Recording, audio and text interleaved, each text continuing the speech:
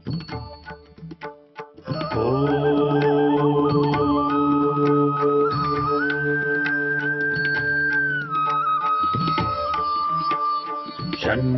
मित्रः शं वरुणः शन्नो भवत्वर्यमा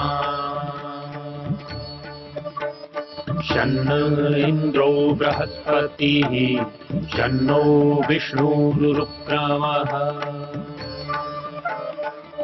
ॐ शान्ति शान्ति शान्तिः।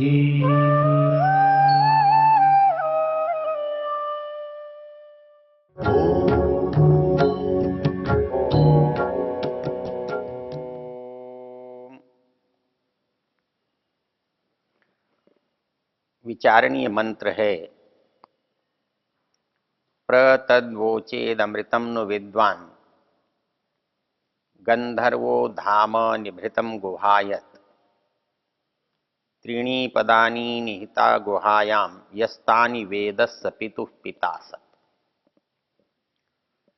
मंत्र का ऋषि स्वयंभू ब्रह्म है और इसका विषय अर्थात देवता परमात्मा है। मंत्र का शब्दार्थ है गंधर्वो प्रतद्वोचेद अमृतम नु विद्वान। कोई वो बताने वाला तो हो, कोई वो कहने वाला तो हो। किसको कहने वाला? कहता है अमृतम नु विद्वान, जो अमर है उसका कहने वाला हो, जो छिपा हुआ है हमारे हृदयों की गुफा में उसको बताने वाला हो। और किसको बताने वाला हो? त्रीणि पदानी निहिता गुहायाम, जिसके 3 कर्म हों, 3 कर्म जिस संसार में हो रहे हों उस संसार का बताने वाला हो। इस संसार के उत्पत्ति स्थिति प्रलय को जानने वाला हो।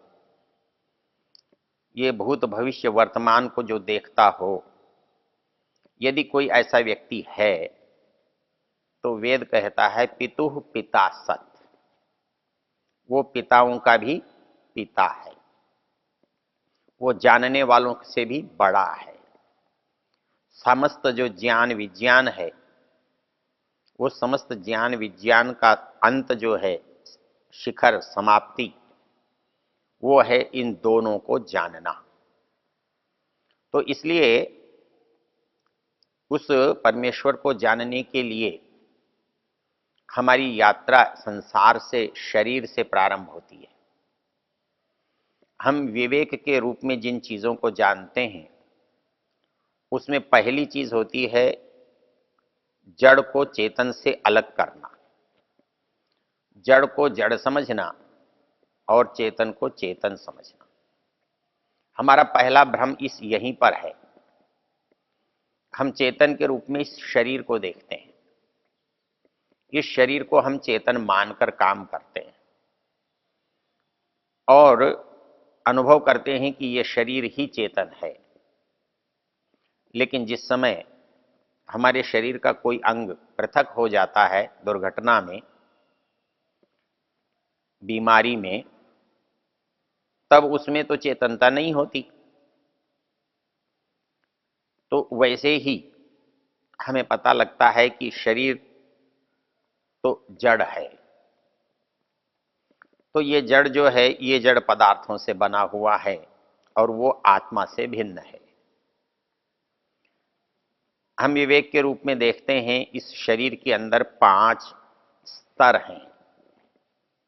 इन 5 जो स्तर हैं इनको अध्यात्म की भाषा में कोश कहा गया है। एक तरह से 5 आवरण हैं।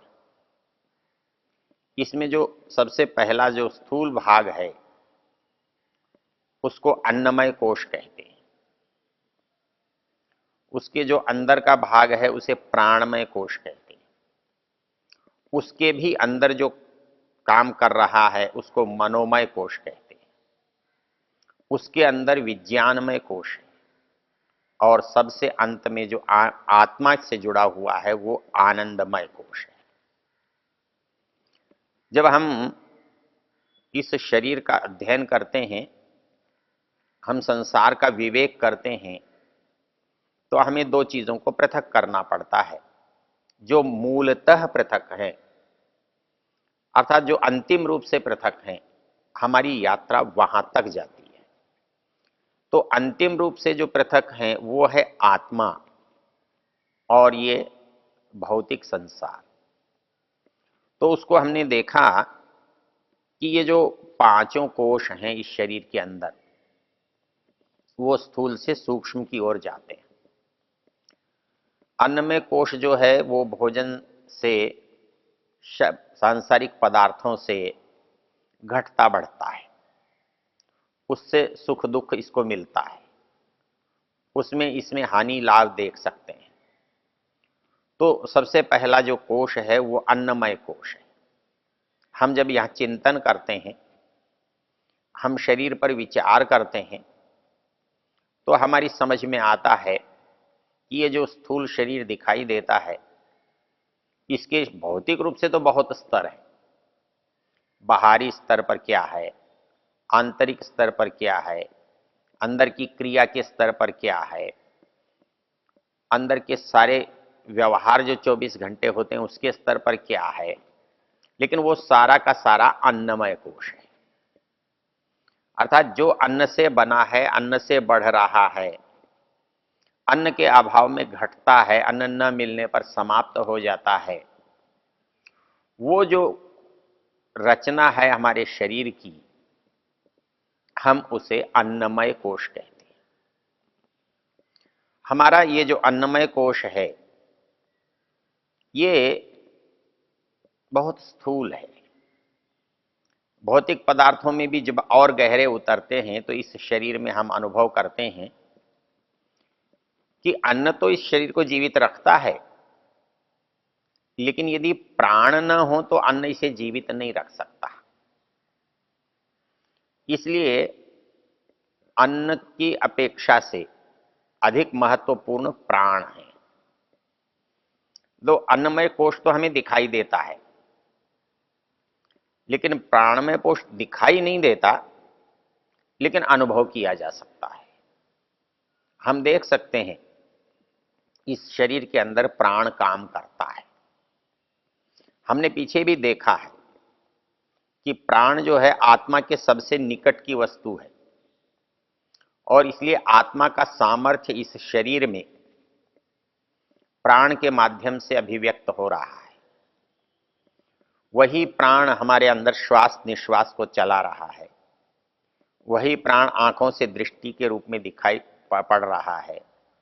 हमारे कान उसी के कारण सुन पा रहे हैं, हम उसी के कारण चखते हैं, हमको उसी के कारण गंध का अनुभव होता है, हम उसी के कारण इस सारे संसार में गति कर सकते हैं, इधर से उधर जा सकते हैं। तो दूसरा जो कोश है, दूसरी जो शरीर में रचना है, दूसरी जो स्तर है इस व्यवस्था का, दूसरे उस स्तर का नाम प्राणमय कोश है। जब हम अन्नमय कोश पर विचार करते हैं तो हमें इसके अंदर से कुछ और दिखाई देता है, उस पर जब हम विचार करते हैं तो वो हमें प्राणमय कोश के रूप में हमारे सामने आता है। ये प्राणमय कोश में जब हम विचार करते हैं तो हमको देखते तो हम हैं कि बहुत सारी चीजें वो अपने स्तर पर चला रहा है। श्वास प्रश्वास लेने में हमारी कोई भूमिका नहीं होती,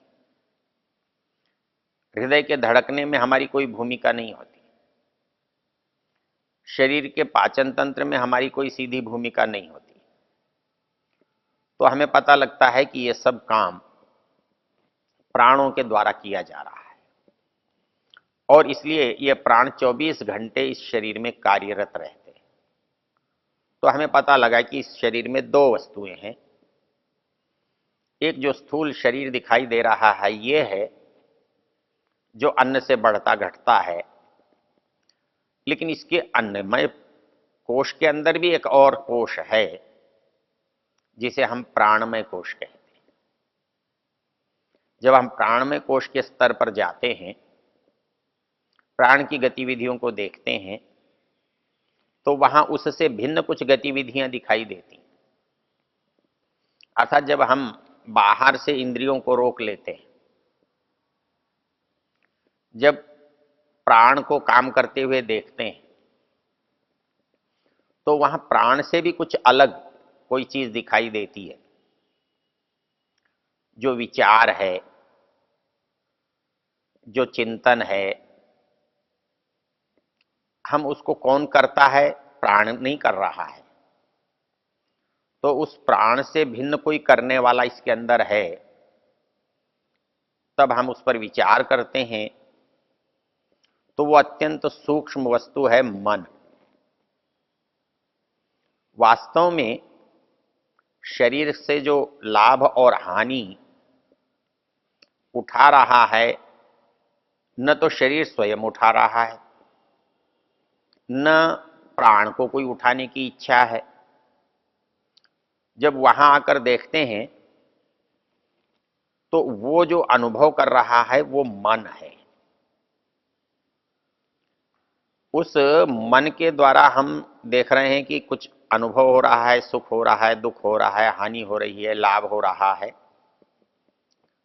आशा हो रही है, निराशा हो रही है, उत्साह हो रहा है, बलवा हो रहा है। ये सब सारी चीजें न तो शरीर के स्तर पर हो रही हैं, न प्राण के स्तर पर हो रही हैं। पता लगता है कि ये सब की सब मन के स्तर पर हो रही है। इसलिए शरीर में अन्नमय कोश को हम देख सकते हैं, प्राणमय कोश को भी हम अनुभव कर सकते हैं। जब उसके और अंदर हम जाते हैं, तो हमें पता लगता है इन दोनों से भी भिन्न, इन दोनों से अलग कोई तीसरी चीज इस शरीर में काम करती है, और वो अन्नमय कोश पर भी नियंत्रण करती है, वो प्राणमय कोश पर भी नियंत्रण करती है। तब हमें पता लगता है वो मन है, जो इनसे सूक्ष्म है। इसलिए हम उसको मनोमय कोश कहते हैं। मन चाहता है कि मैं ये करूं, लेकिन एक चीज पैदा हो जाती है, वो कहती है नहीं नहीं मत करो, ये करना अच्छा नहीं है। मन सोचता है कर लेना चाहिए, शायद ये अवसर दोबारा न मिले। लेकिन एक कोई अंदर से एक आवाज रहती है, वो कहती है नहीं, ऐसा करने से हानि होगी, दुख होगा, इससे लाभ नहीं होगा। तो हम चाहते हुए भी रुक जाते हैं और न चाहते हुए भी करने लगते हैं। ये जो निर्णयात्मक परिस्थिति है, वो मन से भी अलग दिखाई देती है, मन से ऊपर दिखाई देती है। और इसलिए मन के संकल्प और विकल्प में जब तक गति रहती है, तब तक करूं नहीं करूं, करूं तो क्या होगा, नहीं करूं तो क्या होगा, यह विचार चलता रहता है। लेकिन जिस क्षण ये संकल्प विकल्प रुक जाता है, करने न करने का द्वंद्व समाप्त हो जाता है, और उस समय एक ही बात रहती है, या तो करना है, तो आदमी कर डालता है, नहीं करना है तो आदमी करने से पीछे हट जाता है। तो ये जो करना और न करने का जो निर्णय है, तो हम विचार के स्तर पर देखते हैं, न तो ये अन्नमय कोश का निर्णय है, न ये प्राणमय कोश का निर्णय है, न ये मनोमय कोश का निर्णय है। तब हमें समझ में आता है कि इन सबसे भी कुछ अंदर सूक्ष्म चलकर है, जिसको हम शास्त्र की भाषा में ज्ञानमय कोश कहते हैं। अर्थात बुद्धि का जो स्थान है, निर्णय का काम करना बुद्धि का काम है। इसलिए शरीर के स्तर पर निर्णय नहीं हुआ, प्राण के स्तर पर निर्णय नहीं हुआ, मन के स्तर पर निर्णय नहीं हुआ, लेकिन निर्णय हुआ तो किस स्तर पर हुआ? बुद्धि के स्तर पर हुआ। इसलिए जो सीढ़ियां हम चढ़ रहे थे उनमें सबसे ऊपर पता लगा कि बुद्धि है जो इस शरीर को नियंत्रित करती है, निर्णायक परिस्थिति में ले जाती है। निर्णय तो हमने कर लिया, लेकिन जो निर्णय का परिणाम है उसे कौन अनुभव करता है? उसे हम देखें कि लगता है शरीर ने अनुभव किया, लगता है मन ने अनुभव किया, लगता है कि हमको बाकी बुद्धि या प्राण ने अनुभव किया, पर वास्तव में अनुभव इनके किसी के पास नहीं है, क्योंकि ये सारे जड़ पदार्थ हैं। इनमें अनुभव होता है, लेकिन ये जब चेतन के संयोग में होते हैं तो इनसे होता हुआ अनुभव चेतन तक पहुंचता है, और चेतन के संसर्ग में चेतना इन तक पहुंचती है। इसलिए इस चेतन से शरीर चेतन लगता है, इस चेतन से प्राण चेतन दिखाई देता है, उस चेतन के संसर्ग से मन में चेतना है, उसी चेतन से बुद्धि में चैतन्य दिखाई देता है। तो इस दृष्टि से जो चैतन्य है वो चैतन्य मूल रूप से किसका है? तो वो मूल रूप से जो चैतन्य है वो इन चारों में किसी का नहीं है।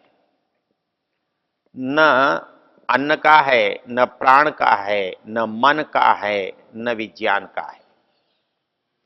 तो इस दृष्टि से ये जो चारों कोश हैं ये सब बाह्य हो जाते हैं, स्थूल हो जाते हैं, और इनके अंदर जो अंतिम परिस्थिति है, जो अनुभव की स्थिति है, वो अनुभव जो है वो चेतन का है। और इसलिए सुख, दुख, आनंद, प्रेम, अधिक, कम, ये जो अनुभव है वो आत्मा के स्तर पर होता है। इसलिए उसका नाम आनंदमय कोश है। तो जब विवेक की यात्रा को हम प्रारंभ करते हैं तो इस संसार के पदार्थों को अलग करते करते हम शरीर के अंदर इन 5 स्तरों को देखते हैं और अनुभव में ले आते हैं कि ये सब किसी के सहायक के रूप में काम करते हैं। तो मूलतः जो हानि लाभ है, जो सुख और दुख है, जो प्रेम है, प्रीति है, कम है, अधिक है, तो ये जो आनंद का अनुभव है वो मूल रूप से आत्मा से जुड़ा हुआ है। इसलिए जब मनुष्य उन दोनों को अलग अलग समझ लेता है, अलग अलग पा लेता है, तब उसकी यात्रा ठीक प्रारंभ होती है। तब उसे यह पता होता है कि उसे कहाँ नहीं उलझना है, उसके रास्ते में बाधा क्या है। इसको शास्त्र की भाषा में विवेक कहते हैं। ओ